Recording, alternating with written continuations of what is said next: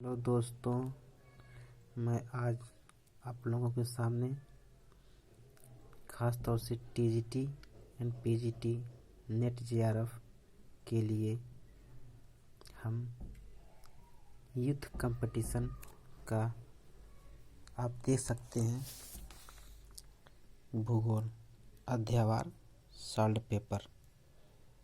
हम आज से चैप्टर वाइज आप लोगों को सॉल्व कराऊंगा विद एक्सप्लेनेशन के साथ।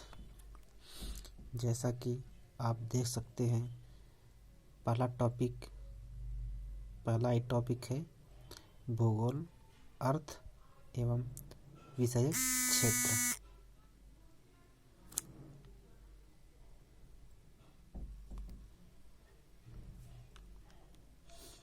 जैसे कि हम पहला क्वेश्चन देख सकते हैं, निम्नलिखित में से सर्वप्रथम किसने मापक पर विश्व मानचित्र की रचना करने का प्रयास किया? इसमें से हम देख सकते हैं कि इसका सही विकल्प एनेक्सिमेंडर है और ये हरियाणा असिस्टेंट प्रोफेसर 2019 का क्वेश्चन है। एक्सप्लेनेशन देख सकते हैं, जैसे एनेक्सिमेंडर ने सर्वप्रथम विश्व मानचित्र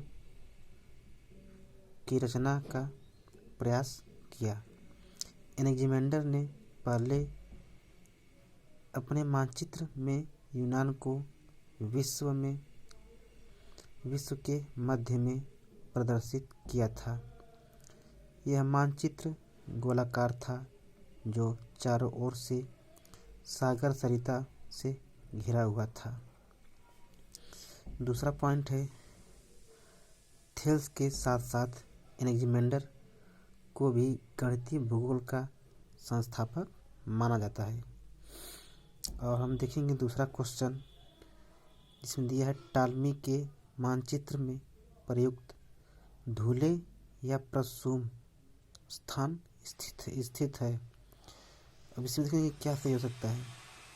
विश्व के सुदूरतम उत्तर दक्षिण स्थान, बी कह रहा है विश्व के सुदूरतम पूर्व पश्चिम स्थान, सी कह रहा है विश्व के मध्य में, और डी कह रहा है भूमध्य रेखा पर। अब इसका उत्तर देखेंगे हम। इसका उत्तर दे रहा है ए। ये कह रहा है टालमी के मानचित्र में प्रयुक्त धूले और प्रसूम स्थान विश्व के सुदूरतम उत्तर दक्षिण स्थान है। टालमी द्वारा रचित इनकी निम्न पुस्तकें हैं जो अक्सर परीक्षाओं में पूछ देता है। जिसे ग्रही परिकल्पना टालमी ने दिया है। अल्मागेस्ट प्रसिद्ध पुस्तक इनकी है। जियोग्राफिकल सिंथेटिक्स, और एक है एनालिमा, ये भी इनकी पुस्तक है, बहुत चर्चित। जियोग्राफिया अक्सर पूछ देता है एग्जामों में। अब देखेंगे हम तीसरा क्वेश्चन। तीसरा किताब ही पूछ दिया है। कहा है निम्नलिखित में से किस भूगोलवेत्ता ने perspective on the nature of geography नामक पुस्तक लिखी है? अब इसका उत्तर हम देखेंगे। इसका उत्तर दिया है सी, हर्टसोन। हर्टसोन एक अमेरिकी भूगोलवेत्ता रिचर्ड हर्टसोन ने भूगोल में इडियोग्राफिक दृष्टिकोण का विकास किया। इनकी प्रमुख पुस्तकें निम्न हैं। द नेचर ऑफ ज्योग्राफी, ये पुस्तक लिखी है 1939 में। प्रकृति की भूगोल, हिंदी में है इसकी। फिर देखते हैं perspective on the nature of geography, इसकी रचना 1959 में की है। हिंदी में देखेंगे अगर तो भूगोल की प्रकृति और परिप्रेक्ष्य। चौथा क्वेश्चन देखेंगे अगर हम, भूगोल में भूगोल में विषय सामग्री के कारण उत्पन्न द्वैतवाद कहा जाता है। किसको कहते हैं? 4 विकल्प इस प्रकार हैं: क्रमबद्ध भूगोल बनाम प्रादेशिक भूगोल, और भौतिक भूगोल बनाम मानव भूगोल, मात्रात्मक भूगोल बनाम वर्णनात्मक भूगोल, या ऐतिहासिक भूगोल बनाम समसामयिक भूगोल। इसका उत्तर देखेंगे अगर तो हम ए दिया है। भूगोल में विषय सामग्री के कारण उत्पन्न द्वैतवाद क्रमबद्ध भूगोल बनाम प्रादेशिक भूगोल कहा जाता है। द्वैतवाद क्रमबद्ध भूगोल बनाम प्रादेशिक भूगोल कहा जाता है। 5वां क्वेश्चन देखेंगे अगर हम,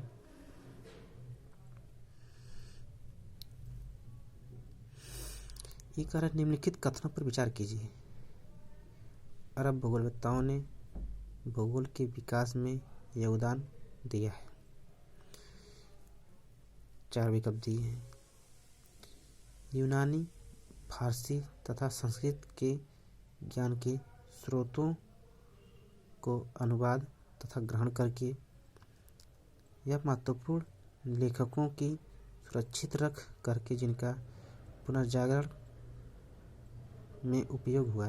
3 कह रहा है गणित में मौलिक योगदान, या 4 कह रहा है यूरोप तथा एशिया में भौगोलिक ज्ञान का विस्तार। उपर्युक्त कथनों में से कौन सही है? उत्तर देखेंगे हम, इसका कोड दे दिया है 4 ठीक। कौन कौन सही कौन कौन गलत है? इसका उत्तर देखेंगे अगर हम तो बी दिया है। महत्वपूर्ण लेखनों को सुरक्षित रख करके जिनका पुनर्जागरण में उपयोग हुआ, ये सही है। अरब भूगोलवेत्ताओं ने भूगोल के विकास में एशिया में भौगोलिक ज्ञान का विस्तार किया। अरबों के भौगोलिक विचार विशेष तौर पर पृथ्वी की आकृति, आकार आदि यूनानियों से बहुत मिलते जुलते थे। उन्होंने यूनानियों की 5 कटिबंधों की धारणा व भू केंद्रीय विचारों को अपनाया।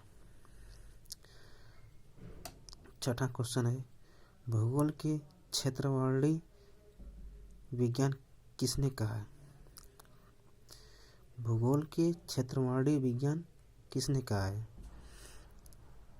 ए.वी. हमबोल्ट ने कहा है, या ए. हेटनर ने कहा है, या W.M. डेविस ने कहा है, या F. रेटजल ने कहा है? किसने कहा है? उत्तर देखते हैं इसका हम, बी मतलब ए. हेटनर ने। भूगोल के क्षेत्रवर्णी विज्ञान किसने कहा है? ए. हेटनर ने कहा है। भूगोल के क्षेत्रवर्णी विज्ञान मतलब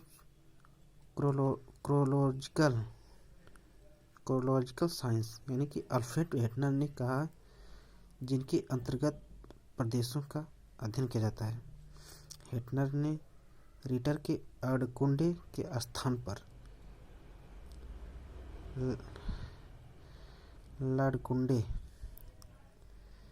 अड़कुंडे नामक शब्द का प्रयोग किया, जिसका अर्थ होता है पृथ्वी की सतह का क्षेत्र वर्णन विज्ञान।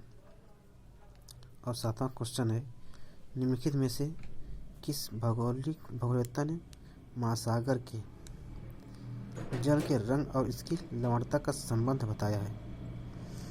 इसका अल मसूदी कहा है, या इब्न सीरीन ने कहा है, या इब्न खल्दून ने कहा है, या अल मकदसी ने कहा है? किसने कहा है?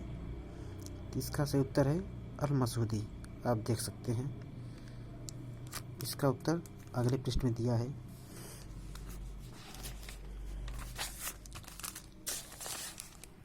जैसा कि आप देख सकते हैं अरब भूगोलवेत्ता अल मसूदी ने महासागरीय जल के रंग और उसकी लवणता को संबंधित रूप से देखा था। अल मसूदी की कृति सोने का चरखा है। मतलब अल मसूदी की जो प्रसिद्ध पुस्तक है उसका नाम है सोने का चारगाह। हम केवल 10 ही क्वेश्चन देखेंगे और पर प्रतिदिन हम इसको करते रहेंगे। किसने कहा कि भूगोल वह विज्ञान है जो मानचित्रण की कला से संबंध है? यह जैसे थॉट में जाएगा, ये किस विचार का थॉट है जो भूगोल वह विज्ञान है जो मानचित्रण की कला से संबंधित है? इसका उत्तर देखेंगे हम। एक यूजीसी नेट दिसंबर 2019 का क्वेश्चन है और इसका हम देखेंगे उत्तर डी, मतलब टालमी ने कहा है। टालमी जी क्या कहते हैं? टालमी ने कहा है कि भूगोल वह विज्ञान है जो मानचित्रण की कला से संबंधित है। टालमी की प्रसिद्ध पुस्तकें इस प्रकार हैं जो ग्रही परिकल्पना जैसे हम पीछे देख चुके हैं, ग्रही परिकल्पना, प्लैनेट थ्योरी, प्लैनेटरी हाइपोथेसिस। दूसरी पुस्तक है अल्मागेस्ट जो हम पीछे देख चुके हैं, जियोग्राफिकल सिंथेसिस देख चुके हैं, एलानिमा ये भी देख चुके हैं। अब 9वां क्वेश्चन है, निश्चयवाद को अन्य किस नाम से जाना जाता है? मतलब अगर हम नव निश्चयवाद को किसी अन्य नाम से क्या क्या कह सकते हैं? नव निश्चयवाद को अगर हम रुको निश्चयवाद कह सकते हैं, क्या हम जाओ निश्चयवाद कर सकते हैं, क्या हम रुको और जाओ निश्चयवाद कर सकते हैं, या सभी सही है? क्या क्या कर सकते हैं नव निश्चयवाद को और किस किस नाम से संबोधित कर सकते हैं? अब इसका हम देखेंगे उत्तर। इसका सभी होना चाहिए नहीं। नव निश्चयवाद को रुको और जाओ निश्चयवाद के नाम से भी जाना जाता है। नव निश्चयवाद के प्रतिपादक ग्रिफिथ टेलर थे। ग्रिफिथ टेलर ने स्पष्ट इस बात पर बल दिया था कि वास्तव में न तो प्रकृति का ही मनुष्य पर पूरा नियंत्रण है और न ही मनुष्य ही प्रकृति का विजेता है। दोनों का क्रियात्मक संबंध है। इनके कहने का मतलब ये है कि न ही प्रकृति का पूरी तरह से मनुष्य पर नियंत्रण है और न ही मनुष्य का पूरी तरह नियंत्रण प्रकृति पे है। इसलिए रुको और जाओ का सिद्धांत देते हैं। रुको और जाओ का ही सिद्धांत नवनिश्चयवाद कहा जाता है। अब आखिरी क्वेश्चन देखेंगे हम। आखिरी क्वेश्चन, द्वितीय विश्व युद्ध के बाद भूगोल में हुए परिवर्तनों में सबसे महत्वपूर्ण परिवर्तन क्या है? देखेंगे भूगोल का स्थानिक विज्ञान के रूप में उभरना, या मानव पर्यावरण के संबंधों के अध्ययन पर जोर बढ़ाना, या मानव भूगोल का केंद्रीय स्थिति प्राप्त करना, या क्रमबद्ध भूगोल बनाम प्रादेशिक भूगोल के द्वैतवाद का पनपना। द्वितीय विश्व युद्ध के बाद क्या हुआ? सही क्या महत्वपूर्ण था? इसका उत्तर देखेंगे हम। ए कह रहा है भूगोल का स्थानिक विज्ञान के रूप में उभरना है। मतलब द्वितीय विश्व युद्ध के बाद भूगोल स्थानिक विज्ञान के रूप में उभरा। द्वितीय विश्व युद्ध के बाद भूगोल में हुए परिवर्तनों में सबसे महत्वपूर्ण था भूगोल का स्थानिक विज्ञान के रूप में उभरना। स्थानिक विज्ञान से तात्पर्य है विभिन्न मानवीय क्रियाकलापों का परस्पर अंतर संबंध। अवस्थिति प्रत्येक मानवीय कार्य किसी भौगोलिक इकाई के अंतर्गत ऊर्जा के सौदेश्य दक्ष का प्रयोग के परिणाम स्वरूप केंद्राभिमुख होता है। और कल का क्वेश्चन है, भूगोल में आई मात्रात्मक क्रांति का सामान्य लक्ष्य क्या है? भूगोल में आई मात्रात्मक क्रांति का सामान्य लक्ष्य क्या है? इसका उत्तर क्या हो सकता है? ये कह रहा है भूगोल को अधिक वैज्ञानिक एवं सैद्धांतिक बनाना। बी कह रहा है भौगोलिक अध्ययन को यथार्थ एवं विशुद्ध बनाना। सी कह रहा है भावमूलक प्रादेशिक उपागम से मुक्ति। डी कह रहा है निश्चयात्मक विचारों से मुक्ति। इसका उत्तर आप कमेंट में दे सकते हैं और हम कल 11 के यहाँ से ही आंसर देते हुए हम अगले 10 क्वेश्चन का हम चर्चा करेंगे। धन्यवाद।